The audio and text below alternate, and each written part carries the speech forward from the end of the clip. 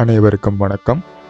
நம்ம இன்னைக்கு பார்க்க போகிற பதிவு எப்போ எப்படி சாப்பிட்லாம், அதாவது எங்கே சாப்பிட்லாம், எதில் சாப்பிட்லாம் அப்படிங்கிறத பற்றின ஒரு பதிவை இன்றைக்கி பார்க்க போகிறோம்.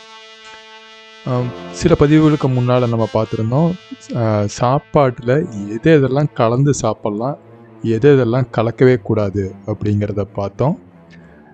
இன்றைக்கி நம்ம பார்க்க போகிற பதிவுங்கிறது அந்த சமைச்சதை எப்படி சாப்பிட்றது அப்படிங்கிறது. உதாரணத்துக்கு இப்போ தனிப்பட்ட முறையில் வீட்டில் சாப்பிட்றோம் அப்படின்னா நம்ம பொதுவாகவே எதில் சாப்பிட்லான்னா வாழை இலையில் சாப்பிடுவோம், அது இல்லைன்னா தட்டில் சாப்பிடுவோம்.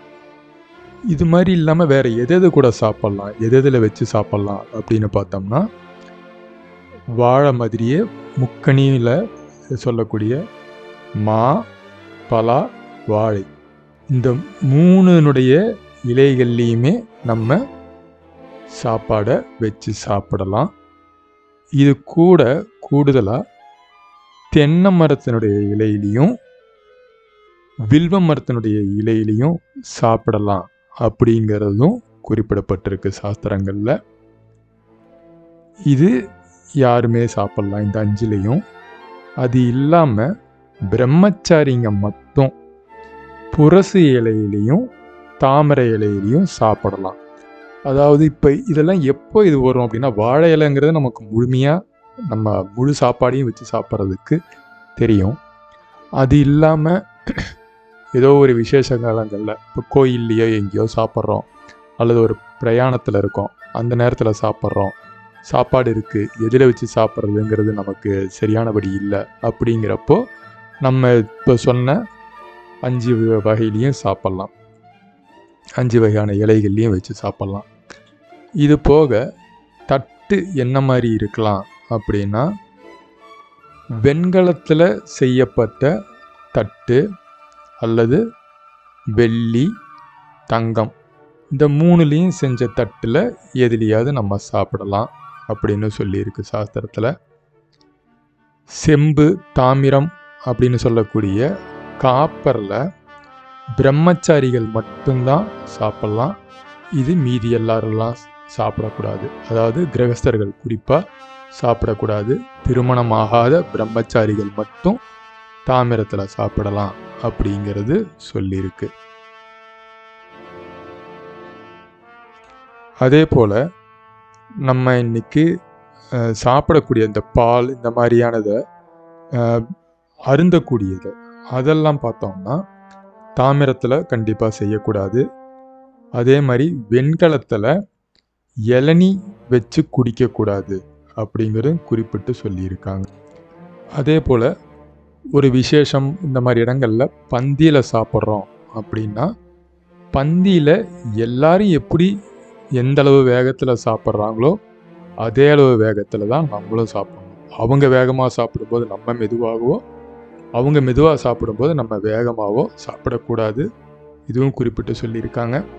அதே மாதிரி இன்றைக்கி கால சூழ்நிலை எல்லாரும் சாப்பிட்ற இடத்துல போய், அதாவது பந்தியில் சொல்கிறேன், விசேஷங்கள் பந்தியில் சாப்பிட்ற இடத்துல போய் அவங்க சாப்பிட்றப்ப பின்னாலேயே நின்று சாப்பிட்ற பழக்கத்தையும் நான் பார்த்துருக்கேன். அதாவது அவங்க சாப்பிட்டு முடிக்கிற பின்னாலேயே நின்றுட்டு இருக்கிறது, அவங்க சாப்பிட்ட உடனே எந்திரிக்கிறது, அந்த மாதிரி. இது பார்த்தோம்னா சாஸ்திரத்தில் எப்படி சொல்லியிருக்குன்னா சாப்பிடாதவங்க அந்த இடத்துல இருக்கிறப்போ சாப்பிடக்கூடாதுங்கிறது சொல்லியிருக்கு. நம்ம போய் நமக்காக நிற்கிறோங்கிறத காட்டிலும் அவங்களுக்கு ஒரு சங்கடத்தை கொடுக்குறோம். இன்னும் சரியான வார்த்தையில் சொல்லணும்னா தர்ம சங்கடத்தை கொடுக்குறோங்கிறத புரிஞ்சுக்கணும். அவ்வளவு வேகமாக நம்ம அந்த இடத்துலேருந்து சாப்பிட்டு வர வேண்டி இருந்ததுன்னா அங்கே உள்ளே போய் பொதுவாக ஒரு இடத்துல சாப்பிட்டு தான் வரணும் அப்படிங்கிற இடத்துல வெறும் தண்ணி மட்டும் குடிச்சிட்டு வர்றதும் பார்த்துருக்கோம். ஸ்வீட்டும் தண்ணியும் மட்டும் சாப்பிட்டு வர்றதெல்லாம் பார்த்துருக்கோம். அந்த மாதிரி செஞ்சுட்டு அந்த வீட்டுக்கு மரியாதை செலுத்தினதா, ஏன்னா அவ்வளோ உண்மையிலேயே அவசரமாக இருக்கும் அப்படிங்கிற பட்சத்தில் அந்த மாதிரியே பண்ணிக்கலாம். இது பொதுவாக ஒருத்தங்களுடைய தர்மத்தை காக்கிறதுக்கு நம்மால் ஆன மிகப்பெரிய உதவியாக இருக்கும்.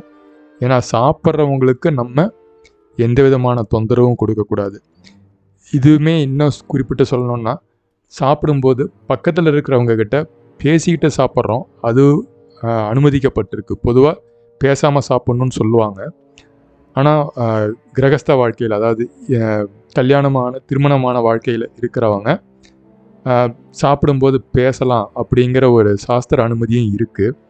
அப்படி இருந்தாலும் பக்கத்தில் இருக்கிறவங்கள சாப்பிடும்போது தொடக்கூடாது அப்படிங்கிறது ஒரு முக்கியமான ஒரு விஷயமா இருக்கு.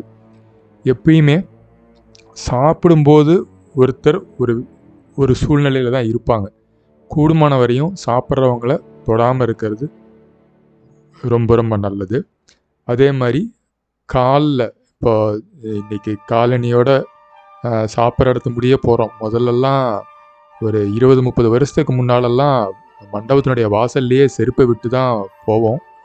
ஆனால் இன்றைக்கி எல்லாம் கால சூழ்நிலை அப்படியே செருப்போடவே எல்லா இடத்துலையும் போகிறோம்.